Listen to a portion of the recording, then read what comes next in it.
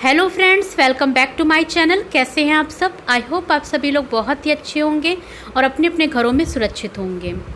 तो ये है मॉर्निंग का टाइम और हम लोग का ब्रेकफास्ट वगैरह हो गया है और ध्रुव की टीवी ऑन है और ध्रुव इसी तरह मस्ती कर रहा है। तो कार्टून में जैसे जैसे एक्टिविटी होती रहती है तो ध्रुव की इसी तरह एक्टिविटी चलती रहती है। हम मना भी नहीं करते हैं क्योंकि बच्चों के अंदर बहुत ज़्यादा एनर्जी होती है और ये लॉकडाउन की वजह से उस एनर्जी का पूरा यूज नहीं हो पा रहा है, तो वो रूम में थोड़ा सा खेलता रहता है, तो इसी तरह बदमाशी करता है। तो अब हम ये तैयारी कर रहे हैं खाने की, लंच की। और हमने आलू को, आपने देखा कि बीच में से कट करके 2 भाग में या 3 भाग में कट करके हमने बॉयल करने के लिए चढ़ा दिया है।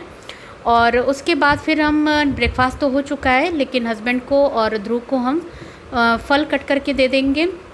तो फ्रूट्स में यहाँ पे मेरे पास तरबूज है, तो हस्बैंड के लिए तरबूज दे देंगे और ध्रुव को बनाना कट करके दे देंगे। एक्चुअली आज हम कलौंजी बना रहे हैं, आलू और बैगन की कलौंजी। तो वैसे हम आलू को, कच्चे आलू की भी कलौंजी बन सकती है लेकिन हम बॉयल करके ही बनाते हैं, जिससे कि हम जो कलौंजी है वो जल्दी बन जाती है।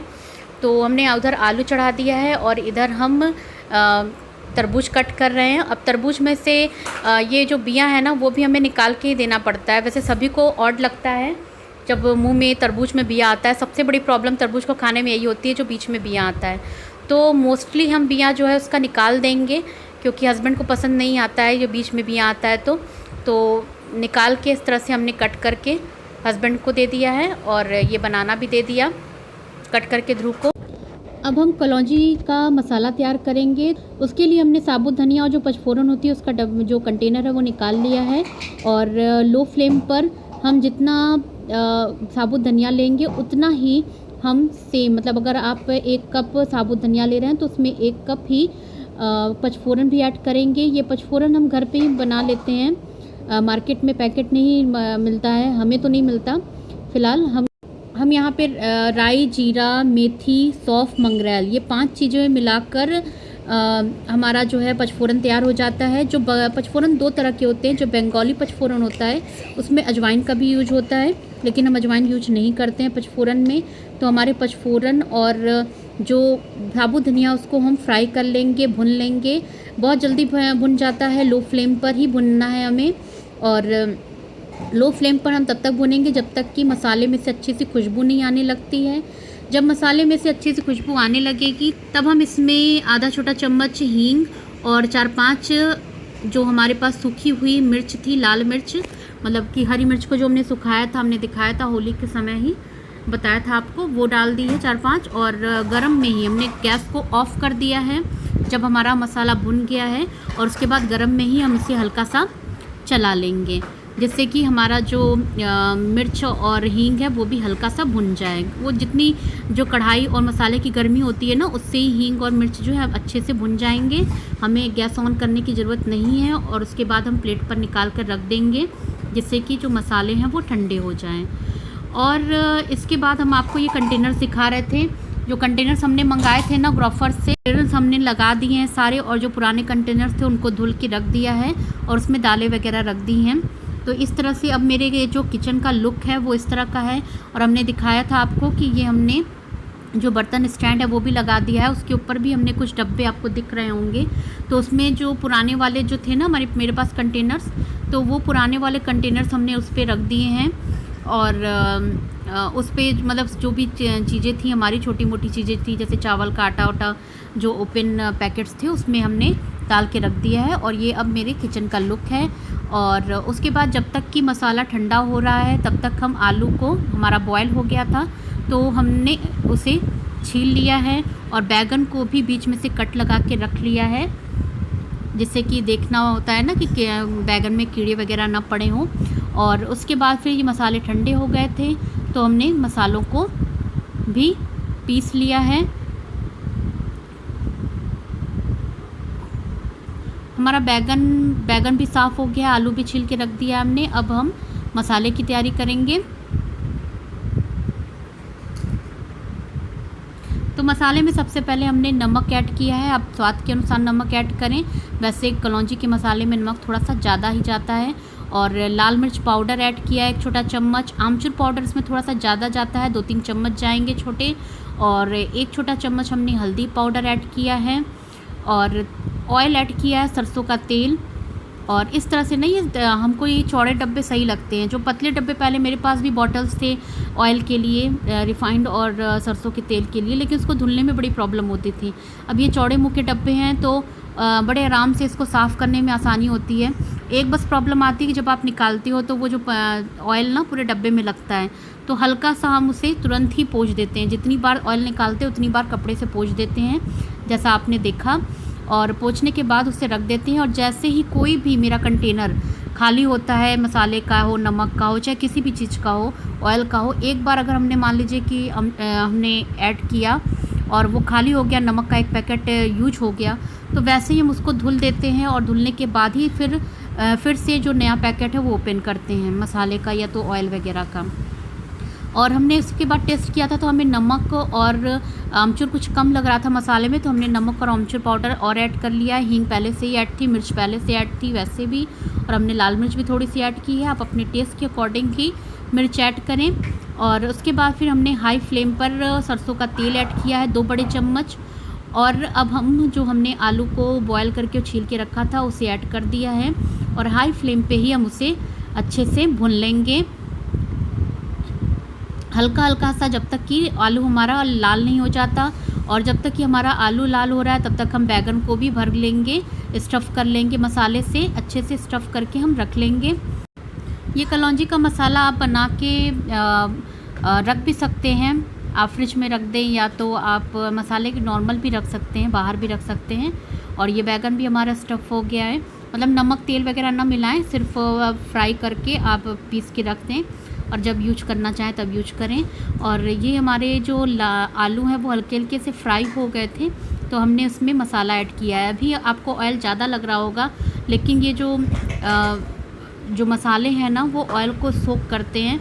अगर आप ऑयल कम डालेंगे तो आपका जो आलू है, मतलब अभी हमको लो फ्लेम पर इसे और फ्राई करना है, तो बहुत सूखा सूखा सा लगेगा, इसलिए हमने थोड़ा सा ज़्यादा ही कलौंजी में ऑयल लगता है। और हमने दूसरी तरफ आलू की कलौंजी लो फ्लेम पर चढ़ा दी है, लो फ्लेम पे ये भुनेगी, फ्राई होगी। तब तक हम बैगन की जो कलौंजी है उसे भी फ्राई करने के लिए रख देंगे। तो हमने बस ऑयल ऐड किया है और ऑयल ऐड करने के बाद हमने फ्लेम को लो कर दिया और इसे ढककर बैगन को भी हम कुक करेंगे। और लो फ्लेम पे हम आलू को 4-5 मिनट के लिए फ्राई करेंगे। और जो मसाले हमारे बचे हुए थे, चूँकि बैगन भी स्टफ़ हो गया है और आलू भी, तो जो मसाले बच गए हैं उसे हमने कंटेनर में करके रख दिया है, जिससे कि अभी कभी भी हमें आगे यूज करना हो तो थोड़ा बहुत मसाले वगैरह हम और ऐड करके उसे यूज कर लेंगे। तो हमारा आलू की कलौंजी है वो बनकर तैयार हो गई है। देखिए ये परफेक्ट आलू की कलौंजी बनकर तैयार हो गई है। अब हम बैगन की कलौंजी हमारी बन रही है, तब तक हम किचन भी साफ़ करते जाते हैं। तुरंत का तुरंत हम बैगन को भी चेक करते रहेंगे और उलटते पलटते उसे लो फ्लेम पर तब तक कुक करेंगे जब तक कि बैगन अच्छे से कुक नहीं हो जाता, पक नहीं जाता है। और बैगन जब पक जाएगा तो थोड़ा सा हम इसे हाई फ्लेम पर हल्का सा फ्राई भी करेंगे, जिससे कि थोड़ा हल्का सा कुरकुरापन भी आ जाए बैगन में। और जब तक कि हमारी बैगन की कलौंजी बन रही थी तब तक हमने आटा भी लगा लिया है। आज हम पराठे बनाने वाले हैं कलौंजी के साथ। वैसे कलौंजी के साथ पराठे और दाल चावल के साथ और पराठे के साथ ही कलौंजी अच्छी लगती है। तो बस हमने किचन को इसी तरह, फिर बीच बीच में हम इसी तरह ना किचन को साफ़ भी करते जाते हैं। और ये देखिए हमारा लगभग बैगन की कलौंजी बन ही गई है। अब हमने दूसरी तरफ कलौंजी को देखिए हाई फ्लेम पर करके रख दिया है, बीच बीच में हम इसे चलाते रहेंगे और ये हमारी कलौंजी बनकर बिल्कुल तैयार है। तवा भी चढ़ा दिया है और हमारी ये देखिए बैगन की कलौंजी बनकर बिल्कुल तैयार हो गई है। और हमने बीच में फिर सैलेड भी कट किया, खीरा कट कर लिया है, प्याज कट कर लिया है और हमारे पास चटनी ऑलरेडी ही है बनी हुई। तो बस अब हम फटाफट से पराठे बना लेंगे। तो ये सबसे पहला पराठा आपको मालूम ही है कि मेरे यहाँ पहले गाय के लिए बनता है, तो ये गाय के लिए हमने बना लिया है। और उसके बाद फिर फटाफट से हम सारे पराठे बना लेंगे और गरम गरम ही सर्व करते जाएंगे। तो हस्बैंड को हमने बैठा दिया था खाने के लिए, ध्रुव को भी, और गर्मा गर्म बस सर्व होता जाएगा पराठा।